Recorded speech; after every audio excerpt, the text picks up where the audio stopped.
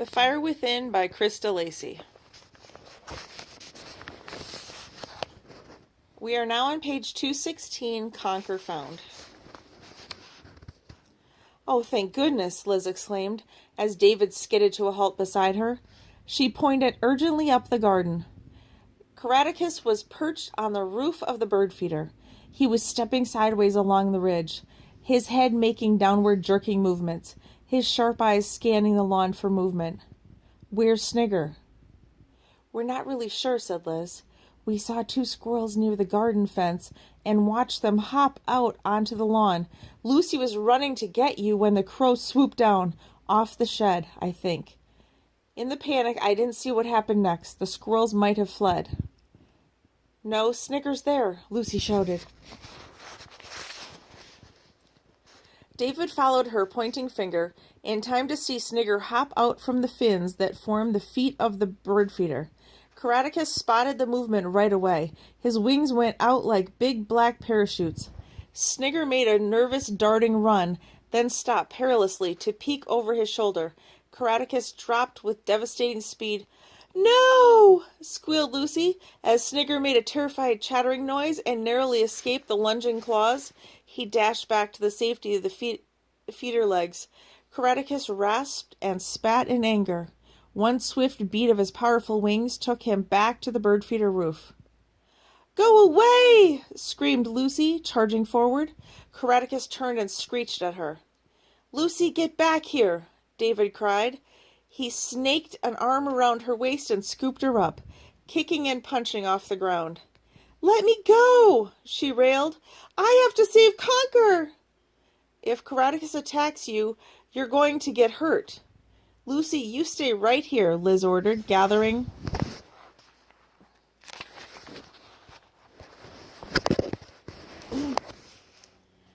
her up and clamping her tight. In the same breath, she shouted, "David, look!"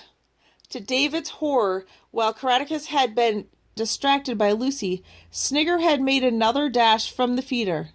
This time, he was well into the middle of the lawn, chattering and flagging his bushy gray tail, as if he were inviting the crow to come.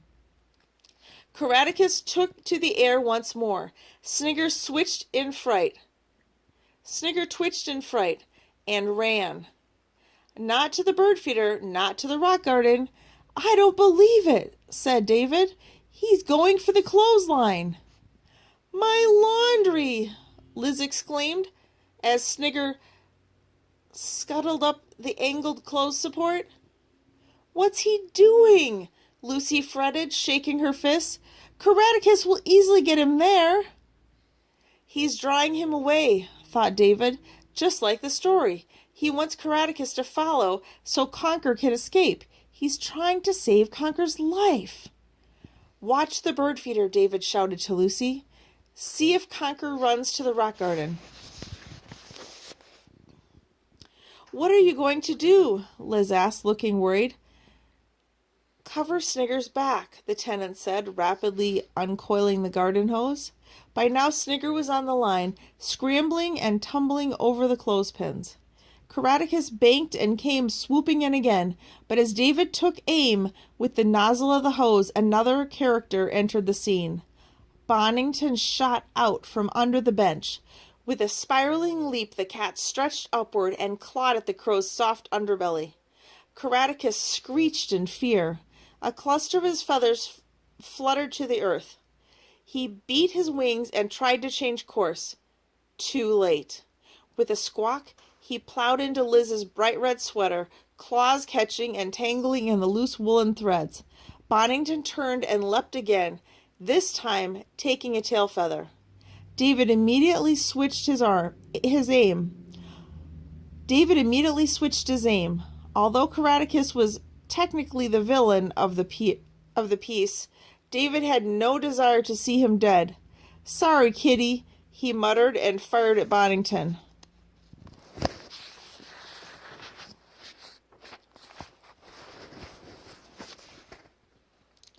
Click! No water left the spout. Idiot! He'd forgotten to turn on the faucet. He hurled the hose aside and ran. By now, Caraticus was back in the air, but was stuck in the line by Liz's sweater. No matter how hard the big bird flapped, his claws would not break free. His claws would not break free of the threads. Suddenly he crashed to a vertical position, one foot swinging free of the wool, and there he dangled on one snagged leg, tired and helpless and at Boddington's mercy. The cat prepared to spring. "No!" yelled David. With one decisive lunge, he grabbed Boddington by the scruff of the neck and yanked him clear. "Good guard, cat. Time for some cat treats." The cat hissed and bared his teeth, and David beckoned Liz and Lucy forward.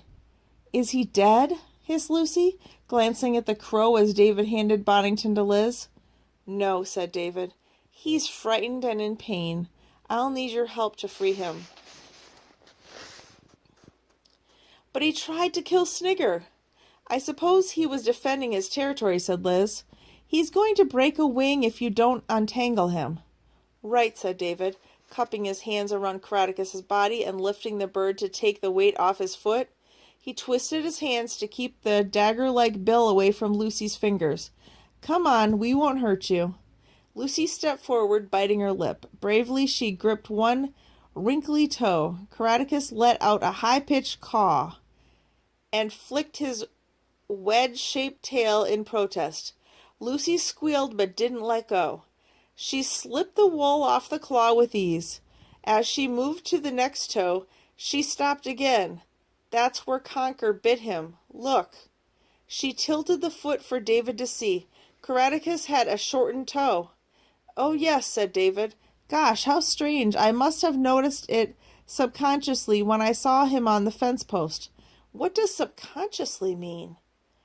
"Oh, you might just say Gadzooks told me."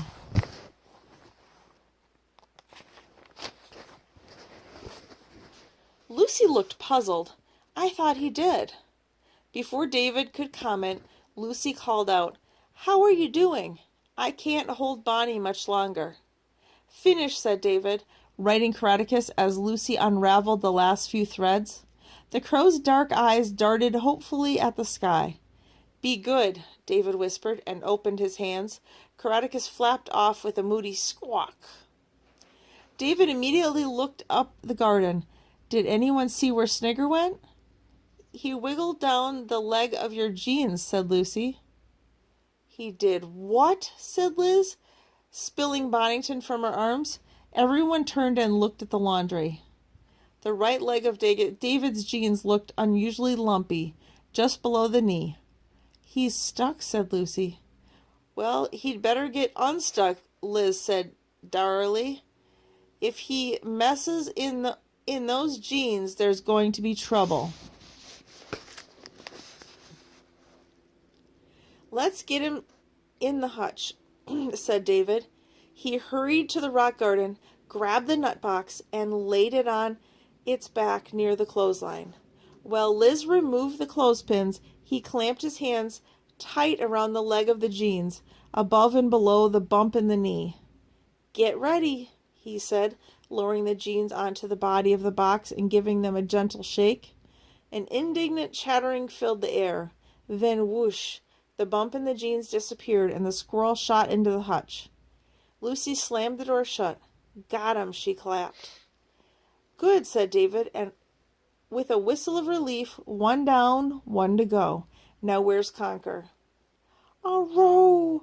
Wow!" a familiar voice cried. Everyone turned together. Boddington was standing in the middle of the lawn. He was holding a squirrel between his teeth. Now we're on page 124, the Wildlife Hospital.